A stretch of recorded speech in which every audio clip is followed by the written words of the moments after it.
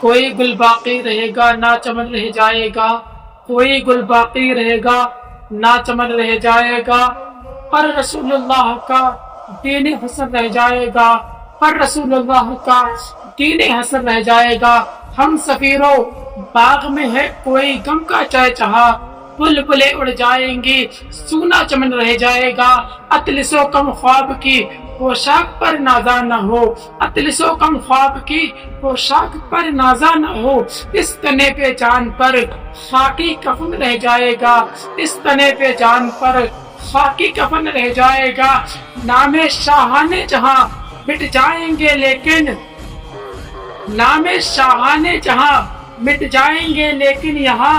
حشر تک نام و نشان پنجتن رہ جائے گا، حشر تک نام و نشان پنجتن رہ جائے گا، اور سب فنا ہو جائیں گے کافی و لیکن حشر تک، سب فنا ہو جائیں گے کافی و لیکن حشر تک نعت حضرت کا زبانوں پر سخن رہ جائے گا، نعت حضرت کا زبانوں پر سخن رہ جائے گا۔ حضرات، آج ہم اپنی اس ویڈیو میں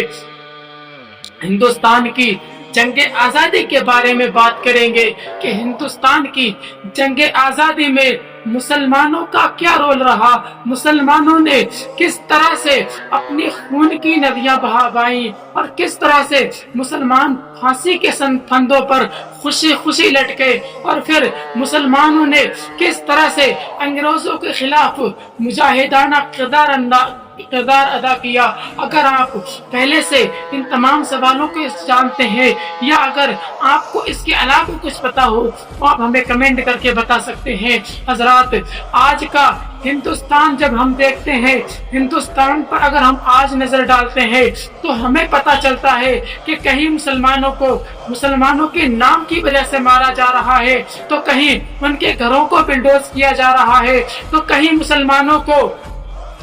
ستایا جا رہا ہے، کہیں مسلمان کسی کے ظلم کا نشانہ بن رہے ہیں، تو کہیں ان کی دکانوں سے دقت ہے، تو کہیں ان کے ہوٹلوں سے دقت ہے، تو کہیں مسلمانوں کی خانقاہوں سے دقت ہے، تو کہیں مسلمانوں کی مسجدوں سے دقت ہے، تو کہیں مسلمانوں کے مدارسوں سے دقت ہے، تو کہیں علماؤں سے دقت ہے، تو کہیں مساجدوں پر جو لاؤڈ اسپیکر ہیں ان سے دقت ہے۔ اگر ہم آج کا ہندوستان دیکھیں اور آج ہندوستان کے مسلمان کا کردار دیکھیں تو آج جو مسلمان کا کردار رکھا گیا ہے وہ ایک آتنکوادی کا رکھا گیا ہے۔ آج ہم اس دور میں نیتا تو نیتا کیا، ابھینیتا اور پھر ہر انسان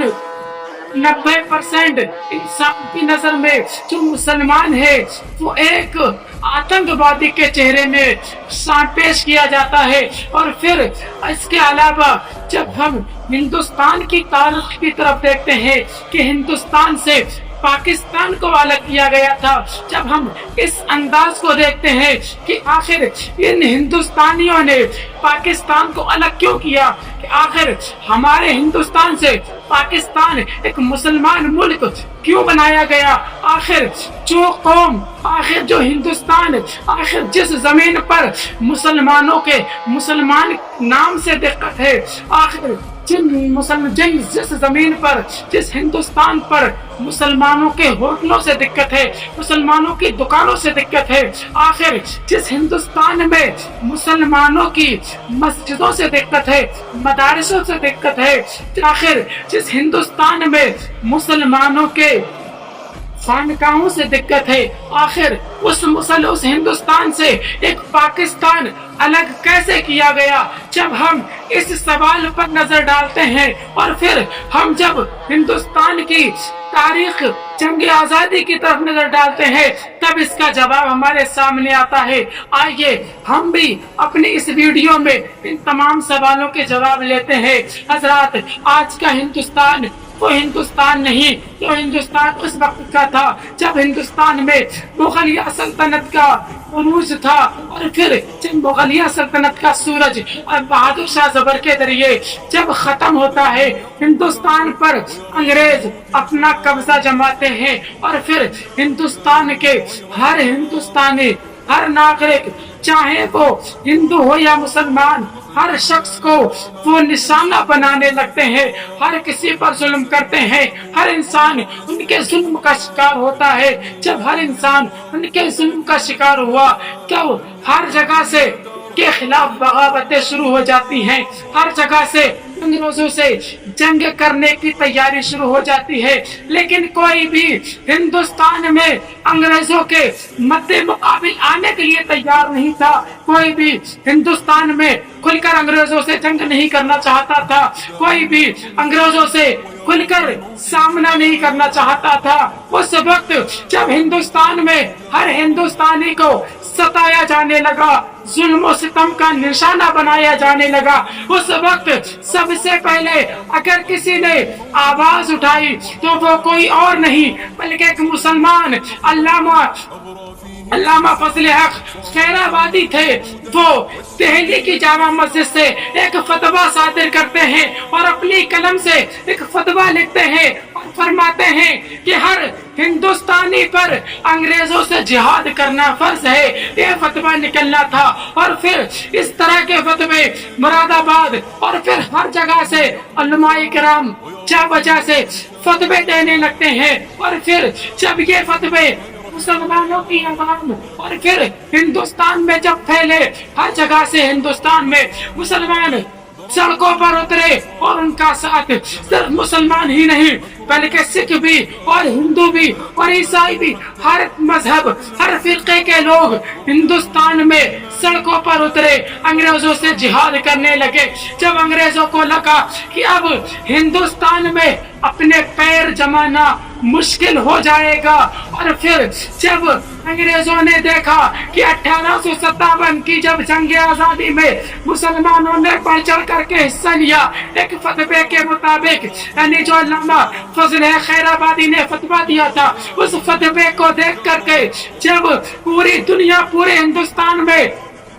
जब अंग्रेजों के खिलाफ जब जिहाद शुरू हो गया और अंग्रेजों को जब हर जगह से मुंह की खानी पड़ी, जब अंग्रेज मुरादाबाद छोड़कर भागे, उस वक्त अल्लामा काफी किफायत अली अपने छत पर खड़े हुए थे। जब उन्होंने अंग्रेजों को भागता हुआ देखा, अपना सर सजदे में रख देते हैं। अल्लामा यासीन अख्तर मिज़राही इस 1857 की जंग आजादी पर नजर डालते हुए कहते हैं कि हिंदुस्तान 1857 ईस्वी ही को आजाद हो जाता अगर हिंदुस्तान के मुसलमानों को दो चीजों की कमी ना पड़ती। पहली वो चीज बयान करते हैं कि मुसलमानों के पास कोई अपना मरकज नहीं था। मुसलमान जहाँ भी कमजोर पड़ते थे, जहाँ भी पिटते थे, जहाँ भी मारे जाते थे, जहाँ भी सताए जाते थे, उस वक्त वहाँ पर कोई उनकी पीठ पीछे खड़ा नहीं था, कोई उनकी ताकत बन करके नहीं आया, किसी ने उनको हथियार नहीं दिए, कोई उनकी पीठ थपथपाने नहीं आया। सबसे बड़ी कमी ये थी। फिर उसके बाद दूसरी कमी ये है कि हिंदुस्तान में जो जासूसों का सिलसिला चालू हुआ और फिर उन जासूसों के जरिए उनने हमारी सफों में आकर के गद्दारी की और हमारे मुजाहिदीन इस्लाम के नाम अंग्रेजों के सामने जाहिर किए। उसके बाद क्या था, हजारों लाखों मुसलमान और फिर मुसलमान जो जिहाद कर रहे थे, जो मुजाहिदीन थे, उनको फांसी पर चढ़ाया जाता है, गोलियों को निशाना बनाया जाता है। और फिर हिंदुस्तान में अंग्रेज 1858 में दोबारा कब्जा कर लेते हैं। अल्लामा काफी किफायत अली को जब मुरादाबाद की जब कोर्ट में पेश किया जाता है, एक अंग्रेज आपके जिस्म को देखकर, क्योंकि आप बहुत ज्यादा कमजोर थे, आपको देख करके कहता है कि मौलाना तुम अपने फतवे से वापस हो जाओ, अपने फतवे से रुजू कर लो और फिर ऐलाने जिहाद से तुम अपने आप को वापस कर लो, तुम्हें आजाद कर दिया जाएगा। अल्लामा किफायत अली काफी फरमाते हैं कि मैं अपने फतवे पर कल भी अटल था, आज भी अटल हूँ और कयामत तक अपने फतवे पर अटल रहूंगा। अंग्रेज अफसर कहता है कल तुम्हें फांसी से दे दी जाएगी, तुम अपने फतवे पर कैसे अटल रह सकते हो। उस वक्त अल्लामा किफायत अली काफी फरमाते हैं कि तुम बेशक मुझे फांसी तो दे दोगे, लेकिन जो चिंगारी, लेकिन जो आग, लेकिन जो ज्वाला मैंने हिंदुस्तान के मुसलमान और हिंदुस्तानियों के सीनों में जलाया है, ये एक दिन जब ज्वालामुखी बन करके फटेगा, जब ये आग, जब ये चिंगारी एक आग का शोला बन करके फटेगी, उस वक्त तुम्हारे हिंदुस्तान में कदम जमाना मुश्किल ही नहीं बल्कि नामुमकिन हो जाएगा और तुम्हें हिंदुस्तान से मुंह की खाकर भागना पड़ेगा। जब अंग्रेज अफसर ये सुनता है तो वह बौखला जाता है और गुस्से में आकर लाई अल्लामा किफायत अली काफी पर कोड़े और लाठियों की बरसात कर देता है। अल्लामा किफायत अली काफी का जिस्म पूरा जख्मों से भर जाता है। फिर वो आपके जिस्म पर नमक और मिर्ची रगड़ देता है और फिर आप नमक और मिर्ची की ताप न ला सकते हैं और जमीन पर बेहोश होकर के गिर जाते हैं। अदालत बर्खास्त कर दी जाती है, आपको जेल में कैद कर दिया जाता है। जब आप जेल में पहुंचते हैं, आप बेहोशी के आलम में होते हैं, आंखों से बेहोश होते हैं, दिल की नजरें जब जगती है, आप ख्वाब में देखते हैं कि हुजूर नबी करीम सल्लल्लाहु ताला अलैहि वसल्लम आपके ख्वाब में तशरीफ लाते हैं। आप सल्लल्लाहु ताला अलैहि वसल्लम अल्लामा काफी से फरमाते हैं, ऐ काफी क्या परेशान हो? अल्लामा काफी कहते हैं, या रसूल अल्लाह आप परेशान नहीं। अल्लामा काफी से मेरे आका फरमाते हैं, ऐ किफायत अब अनकरीब तुम मुझसे मिल जाओगे और जब तुम मुझसे मिलो तो तुम्हारा अंदाज ये होना चाहिए कि तुम वाकई मेरे गुलाम थे। अल्लामा किफायत अली काफी जब इस तरह का ख्वाब देखते हैं और ख्वाब देखने के बाद जब आप बेहोशी के आलम से बेदार होते हैं, वक्त सुबह का था, दो सिपाही आपको लेने के लिए जाते हैं तो एक चीख मारकर वहीं जमीन पर गिर जाते हैं। दूसरे सिपाही जब उसकी चीख को सुनकर के वह दौड़ते हुए आते हैं तो क्या देखते हैं? अल्लामा किफायत अली काफी अपने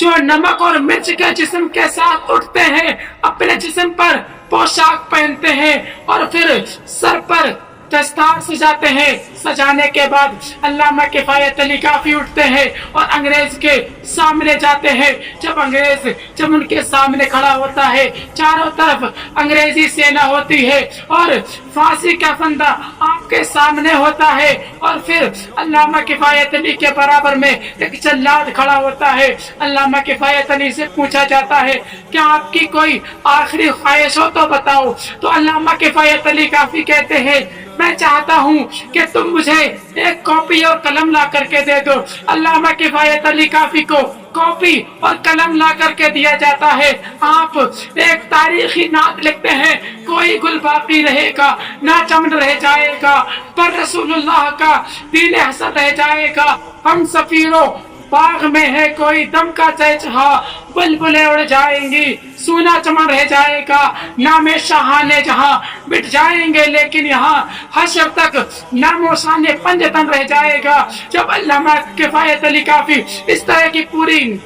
नात लिखते हैं, फिर आपको फांसी के फंदे पर चढ़ा दिया जाता है। हजरत इस तरह से मुजाहिदीन इस्लाम पूरी हिंदुस्तान की तारीख में एक बेहतरीन किरदार पेश करते हैं और फिर हिंदुस्तान की तारीख में अपने लहू से दरिया बहाकर अपने लहू से एक तारीख लिखते हैं। लेकिन आज हमारे हिंदुस्तान में जो मुसलमानों का हाल है वो किसी से पोशीदा नहीं, लेकिन सभी का खून है शामिल यहाँ की मिट्टी में, सभी का खून है शामिल यहाँ की मिट्टी में। किसी के बाप का हिंदुस्तान थोड़ी है, किसी के बाप का हिंदुस्तान थोड़ी है। जब पड़ी चमन को जरूरत तो लहू हमने दिया, आज कहते हो तुम्हारा काम नहीं। और फिर किसी शायर ने कहा था कि कितने झूले थे फांसी पर, कितनों ने गोली खाई थी, जाने कितने झूले थे फांसी पर, कितनों ने गोली खाई थी। क्यों झूठ बोलते हो साहब, चरखे से आजादी आई।